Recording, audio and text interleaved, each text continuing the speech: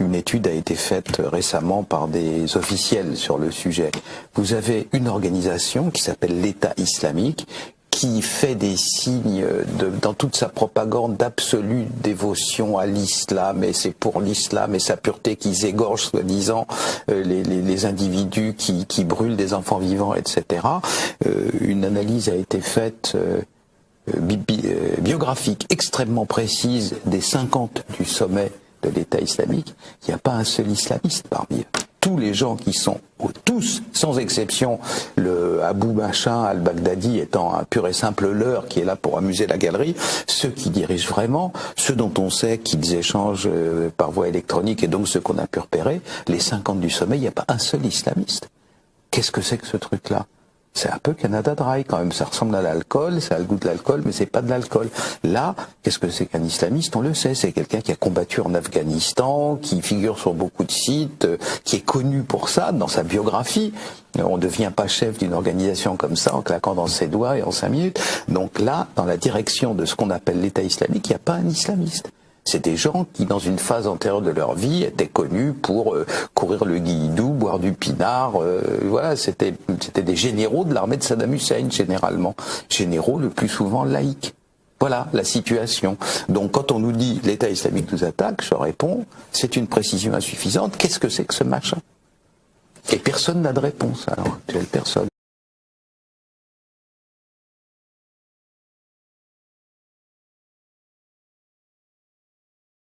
Vendredi matin, l'assistance publique hôpitaux de Paris a organisé un exercice avec les SAMU sur ce type même d'attentat. C'est un hasard effroyable qui a fait. Mais oui, c'est un hasard effroyable qui a fait que le soir même, c'était voilà un hasard effroyable.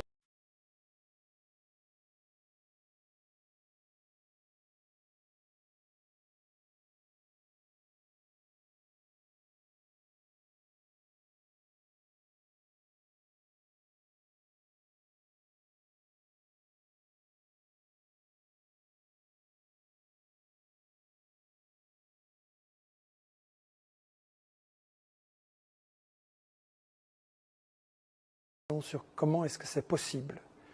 J'entends Hollande, Fabius dire qu'il lutte contre le terrorisme. Je voudrais rappeler que M. Fabius a déclaré Al-Nosra, c'est-à-dire Al-Qaïda, en Syrie fait du bon boulot. Fabius, Al-Nosra fait du bon boulot en Syrie.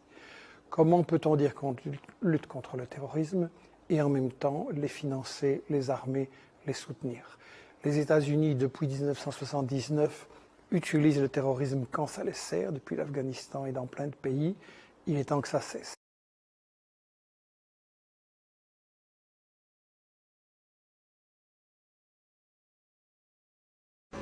Est-ce qu'aujourd'hui, dans notre pays, vous, François Hollande, vous trouvez que les choses sur les libertés sont en danger?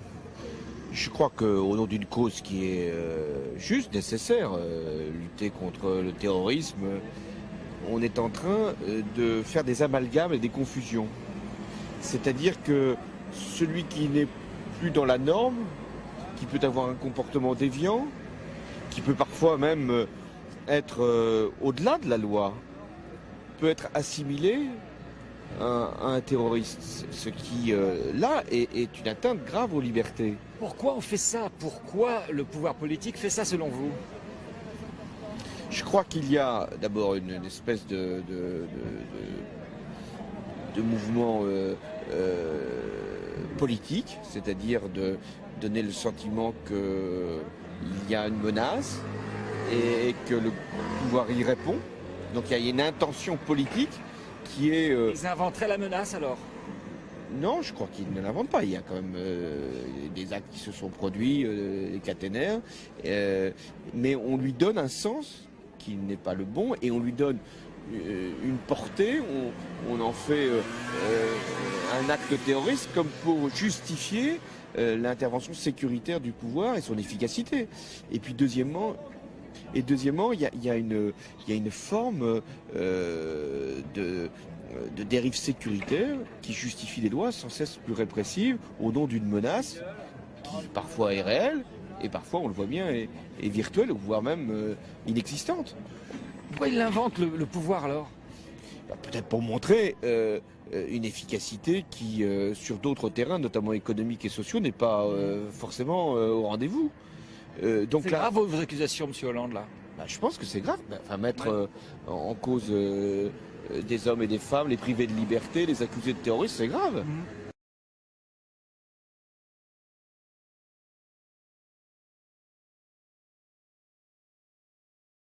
Voici ce qu'a révélé, c'est pas moi qui le dis, ce sont les rapports officiels de toutes les polices d'Europe. Nous avons à gauche les personnes suspectées des attaques terroristes. Il s'agit des suspects de toutes les attaques terroristes à travers toute l'Union européenne sur les 5 années 2006-2010 en fonction des incriminations. 2,7% on a suspecté dans 2,7% des cas qu'il s'agissait d'attentats venus de l'extrême droite. Dans 7,8% des cas qu'il s'agissait d'attentats venus de l'extrême gauche. Dans 62% de cas du fait qu'il s'agissait d'attentats dus à des séparatismes régionaux. Dans 2,1% des cas, ce que l'on appelle pudiquement divers, c'est-à-dire en fait des systèmes mafieux du racket organisé par la mafia, la 'ndrangheta calabraise, la Camorra napolitaine, et puis toutes les mafias qu'il n'y a pas qu'en Italie. Et 25,4% qui étaient des actes dont on suspectait les islamistes. Ça, ce sont les personnes suspectées. Et ce qui est intéressant, c'est de comparer ceci aux résultats des recherches et des enquêtes menées à bien. Et voilà ce que ça donne. L'origine réelle des attaques terroristes, extrême droite était soupçonnée dans 2,7% des cas, 0% des cas. L'extrême gauche, 7,8%, 9,2%. Les séparatismes régionaux, 62%, 85,1%. Les divers et mafias, 2,1, 4,6%. Les islamistes, 1 cas sur 4, 25,4%, 0,4%. Et en France, eh bien en France, nous avons les mêmes statistiques. Ça, ce sont les personnes suspectées d'attaques terroristes en France. Extrême droite, 0,3%. Extrême gauche, 4%. Séparatismes régionaux, 69,2%. Les divers et mafias, 0,4%. Les islamistes, 26,1%. Personnes suspectées. Et maintenant, après les enquêtes menées, quelles ont été les origines réelles? Extrême droite, 0,3%. Donc l'origine réelle, 0,3%, 0%. Extrême gauche, 4,4%, 0%. Séparatismes régionaux, 69,2% suspectés, 95,4%. Divers, 0,4, 4,6%. Islamistes, 26,1%, 0%.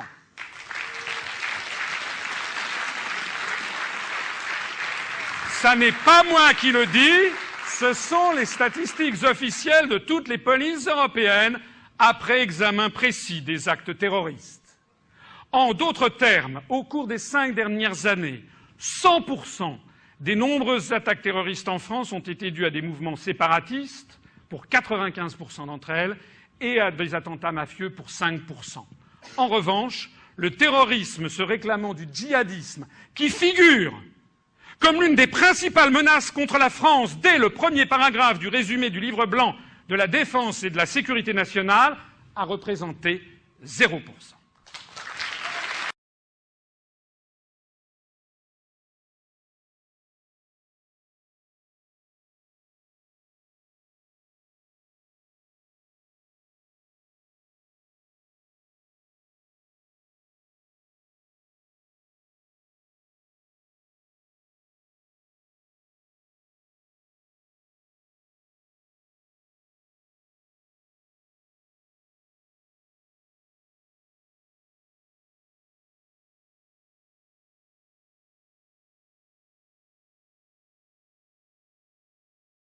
La Syrie subit depuis 2011 une tentative de déstabilisation. Il ne s'agit pas d'une guerre civile, mais bien d'une invasion étrangère. Et les djihadistes qui quittent notre pays pour mener la guerre soi-disant sainte en Syrie sont une preuve supplémentaire. Et le but, c'est de détruire la Syrie telle que nous la connaissons aujourd'hui, pour diviser le pays, affaiblir l'Iran et permettre au projet du Grand Israël de voir le jour. Dois-je vous rappeler que ce projet prévoit d'étendre Israël du Nil jusqu'à l'Euphrate, recouvrant ainsi la Palestine historique, le Liban, la Syrie, comme par hasard, la Jordanie, une partie de l'Irak et une partie de l'Égypte. L'Égypte, bien ça alors, comme c'est bizarre, quand on connaît ce projet sioniste, on voit sous un autre œil les révolutions de ces dernières années dans les pays arabes. La montée au pouvoir en Tunisie, en Libye, en Égypte, d'islamistes radicaux, qui ne sont que les petites mains du Qatar et de l'Arabie saoudite, jouent le jeu de ce grand Israël. Et le renversement du pouvoir laïque Bachar el-Assad, pour le remplacer par un gouvernement américano-israélo-islamiste, est une étape de plus dans la réalisation de ce projet. Et comme le disait Bernard-Henri Lévy, les printemps arabes, c'est bon pour Israël. Dès lors, face à ce qu'on doit appeler une violation grave de la souveraineté d'un État indépendant par un État voyou, comptez-vous, au nom de la Belgique, condamner les frappes militaires israéliennes en Syrie et exiger des sanctions à l'encontre du régime israélien. Et enfin, Carla Del Ponte a reconnu qu'il était prouvé que les rebelles syriens, que la Belgique et la communauté internationale soutiennent jusqu'à présent, ont fait usage d'armes chimiques, dont du gaz sarin. Et dans ces conditions, en tant que défenseur des droits de l'homme, allez-vous enfin revoir la position de la Belgique et soutenir le président Bachar el-Assad, qui est victime du complot que nous connaissons aujourd'hui?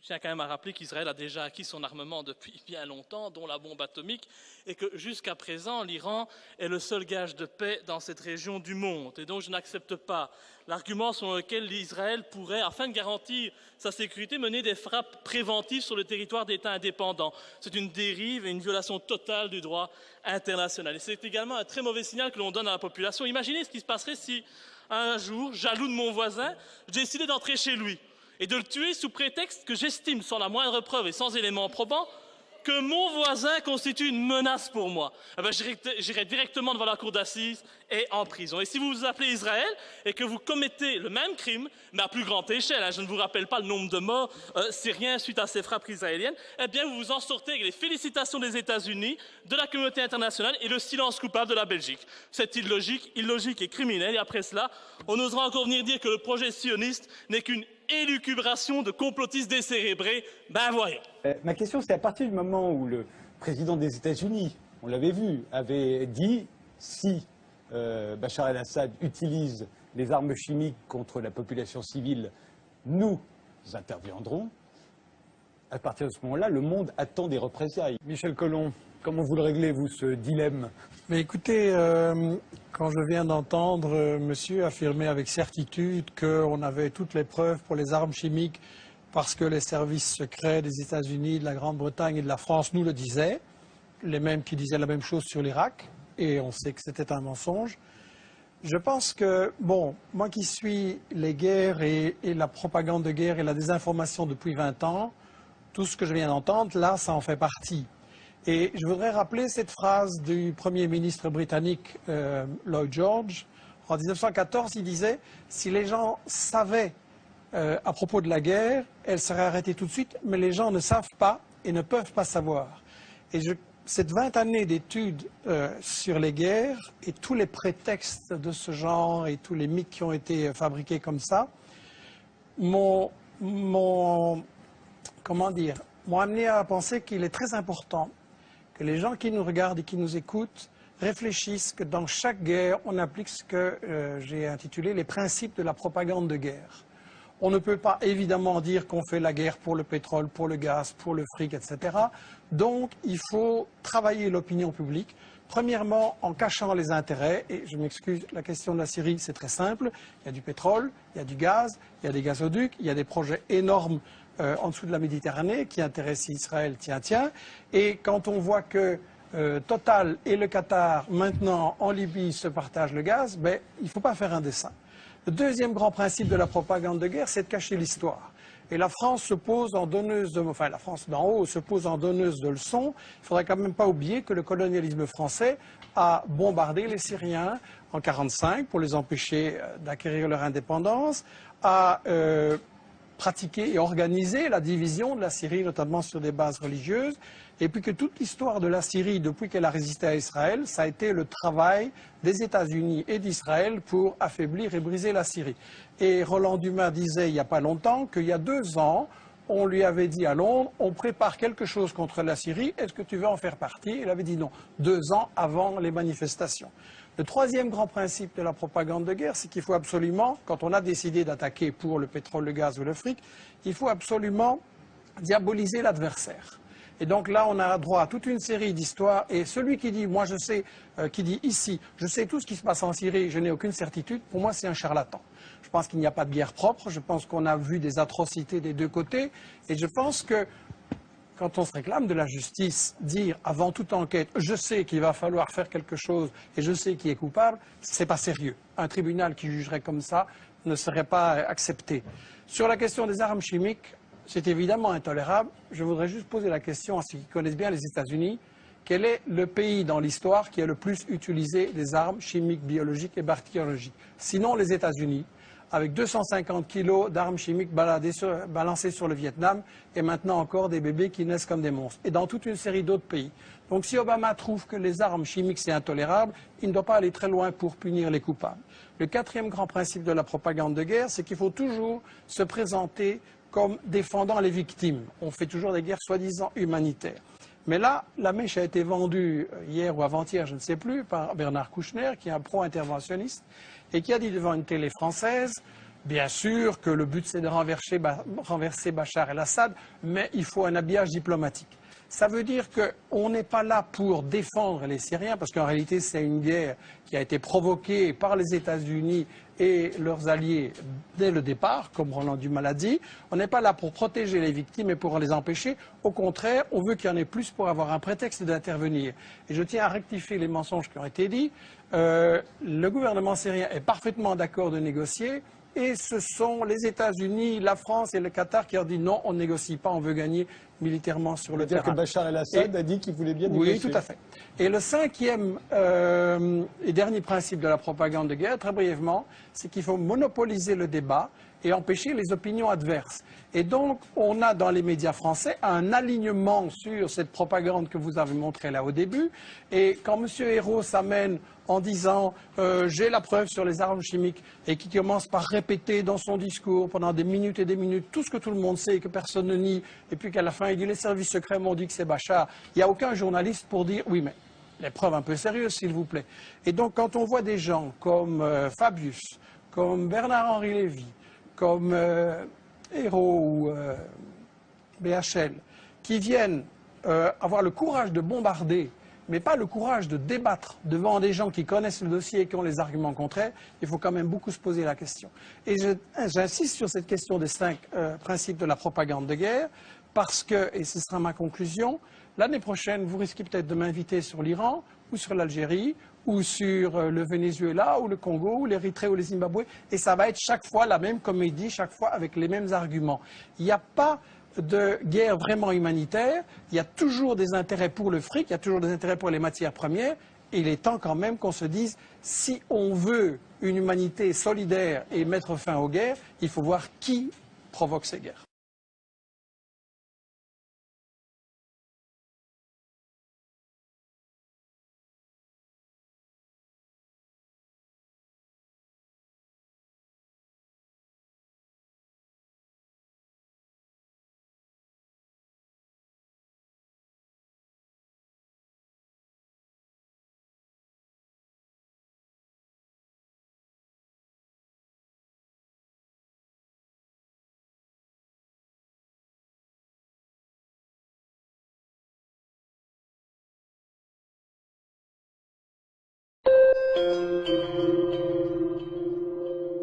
D'un peu étrange dans toute cette affaire-là. Les gendarmes vont l'arrêter le matin chez lui, hier matin. Pourquoi des gendarmes? Parce que l'infraction commise était en zone gendarmerie. Donc, ok, normalement, les gendarmes, la section de recherche ou quoi, va l'arrêter. Avec les gendarmes qui vont l'arrêter le matin, il y a 2 policiers de la DGSI. Je ne comprends pas pourquoi, après ça, le secrétaire d'État vient dire on n'est pas sûr que ce soit un islamiste. Enfin, la DGSI se déplace pas pour les voleurs de poules. Donc, premier point d'étonnement. Deuxièmement, une fois qu'on le rate, qu'on perquisitionne chez lui, il est entre 6h et 7h du matin, hier, on trouve des éléments incriminants. La grenade, une arme de poing, etc. Immédiatement, les gendarmes font leur boulot. Il y a une fiche d'individus dangereux évadés. La fiche en question, elle se trouve sur tous les ordinateurs de toute la police et de toute la gendarmerie. Shekhar disparaît. Retour quelques heures après, à 19h30, le pont du Corbeau, qui est un des 2 grands ponts d'accès au centre de la ville de Strasbourg. Il y a une vidéosurveillance sur ce pont. Il traverse le pont, et là, à l'entrée de la rue qui est en face de lui, il y a un barrage. Le barrage en question, il est composé de policiers qui vérifient les identités. À côté d'eux, il y a une camionnette dans laquelle il y a un ordinateur, sur l'écran duquel se trouve le portrait de l'individu en question, danger. Comment arrive-t-il à entrer à l'intérieur de la ville? Mais comment avez-vous eu toutes ces informations? Mais par les policiers et des gendarmes de Strasbourg. Si ce que vous dites est vrai, c'est assez grave. Ça y est, c'est sorti. Non, c'est pas sorti. Non, ce sont des informations que nous annonce effectivement. Mais sur un CV refaire. c'est très glaçant d'apprendre tout cela. Ouais, mais